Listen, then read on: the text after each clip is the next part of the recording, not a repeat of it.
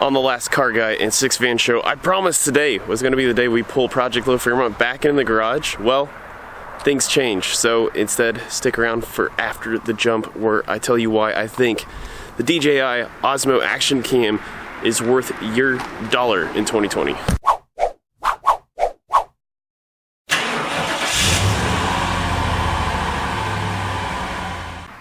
Welcome to the channel. My name's Grant Tommy. This is Straight 6 Van, where I like to focus on budget-minded, relatable, creative builds. A little something I like to call offbeat hot rodding. Today we're doing something just a little bit different, and that is to do a raw review on the DJI OSMO Action Cam.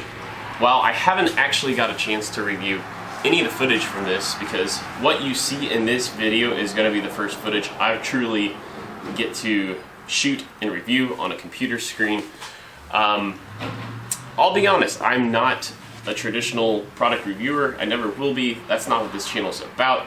But I did want to take a chance and tell you guys why I think there's a really good reason why you should consider picking one of these up in 2020. This product debuted back in May of 2019, and at the time, I would say probably was giving the GoPro Hero 7 every bit of competition as anything out there. In fact, so much so, I believe all of the things that the Hero 8 has incorporated into it were a direct reaction to what DJI has done. Primarily that being the front-facing selfie screen. So why, you're probably asking, why does DJI sound familiar? Well, that is sort of the gold standard name when it comes to things like gimbals and drones. Fully admitting that I'm not going to be an expert in terms of how much gear I've actually gotten my hands on over the years, I would probably direct you more towards one of Peter McKinnon's videos from last year where he kind of pinned the Osmo Action up against the GoPro Hero 7. I will let you guys kind of draw your own conclusions there. But at the same time, I'm not going to be an expert when it comes to an unboxing, but I will say, partly as a joke, that one of the most satisfying parts of this camera that I've got to goof around with is just what a good feeling the battery gives you clicking it into place.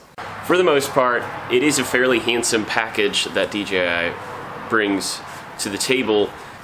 What you find inside obviously would be the camera itself and the associated frame, or cradle as I call it, a battery and a battery case, as well as a couple different custom mounts that have like the 3M tape on the back, the associated locking screw for those mounts, as well as the USB-C cable for charging and uploading your images to the computer. Other features that the Osmo Action Cam comes with is, well, they call it rock steady image stabilization. And that to me was the most appealing part, where it was just literally time for me to upgrade my Action Cam because I didn't traditionally really use Action Cams that much. I mean, I will put a link up here to what I most usually use that for, and that's off-roading trips that I would go on. But just it's so few and far between that, you know, the old $30 Amazon Prime selection that I made worked. I'm not going to drop any company names for what I'm moving on from, because you know what, it served its purpose for what I needed it to then. But knowing that I want to wrap up Project Low Fairmont and I want to start taking it on some longer road trips, I'm going to need something that's got a little better performance as well as better image stabilization. That's one of the things I struggle with on this channel, as you guys know. So the footage you're about to see is going to be kind of a side-by-side from my Canon SL2 with the only stabilized lens I have, which is the kit lens, as well as the Osmo Action using the rock steady image stabilization. And for that, I will be using this cold shoe adapter. This is a little piece I've had for a while, since back in the day when I had a camcorder. I needed a place to mount the external mic because I didn't have a cold shoe on that. Anyway, link in the description below if you think this is a handy tool for you, but it would always help. I could put the external mic as well as an LED on it. So it is handy to have in your repertoire, just as an Action Cam is. But with that, let's shoot some footage kind of side by side so you guys can see what this thing does.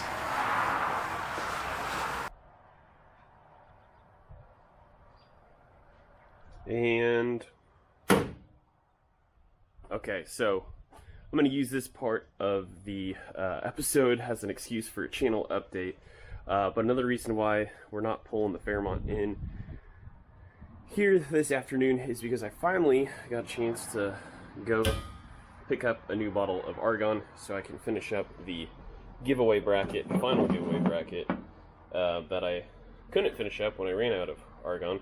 So if you are curious what this is, what it's about, how you can pick one up, it is a giveaway, so I will leave an info card up above to that. Anyway, keep in mind these are just normal handheld shots. Give you guys a chance to kind of compare side by side which of the two has a little better stabilization, but so there's that.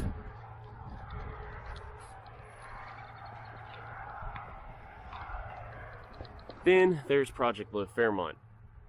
February was supposed to be the month that I brought it in, but if you didn't know this already, I'm just super swamped at work. Would love to be bringing this in today, but it's just not going to work out. I just don't have the time to give it the attention it needs, so maybe next week as well.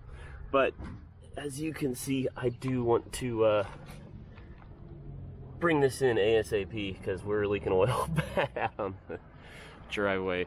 But again, just wanted to give you guys a side-by-side comparison of how the rock steady stabilization works on the DJI OSMO action cam compared to my Canon SL2 with a stabilized lens.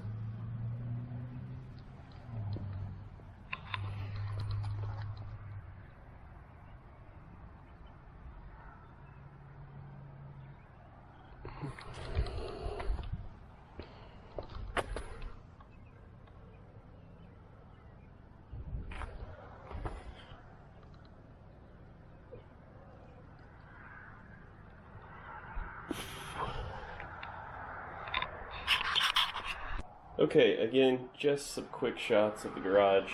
It is still fairly clean from last week. We haven't had too bad of weather, but just an excuse again to give you some more side-by-side of my two cameras. Obviously, with the action cam, you're going to have a wider lens look than what I'm shooting with the kit lens on the SL2, but it's more, once again, meant to be about the stabilization here for handheld shots.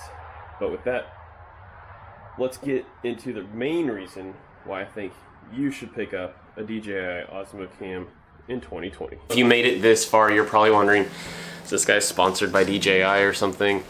No, actually, I bought this camera out of my own pocket, and the reason why I think this camera is worth every dollar was because, well, I spent $379 on this a week ago, and then DJI announced a special Valentine's Day offer where they're taking $100 off. So if I thought it was worth spending $379 of my own money, it is definitely worth you spending $279 of your money on this thing. The features that it has, this is just, I mean, if you don't feel like you have to have the #1 best equipment out there, because I mean the Hero 8 is definitely probably that right now, then this is like, for the price, this is like just a half step behind.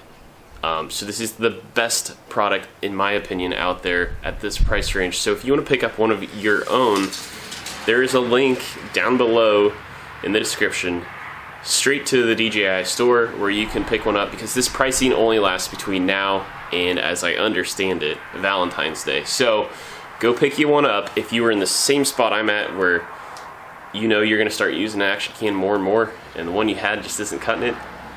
Act now. This is such a great deal. Don't miss out. But if you kind of want a point of comparison of where I came from in terms of what action cam I was using, up here as well as over here are some videos where I used my old action cam, so you can kind of draw your own conclusions see why I needed to upgrade. But that's going to do it for this episode, and until next time, peace out.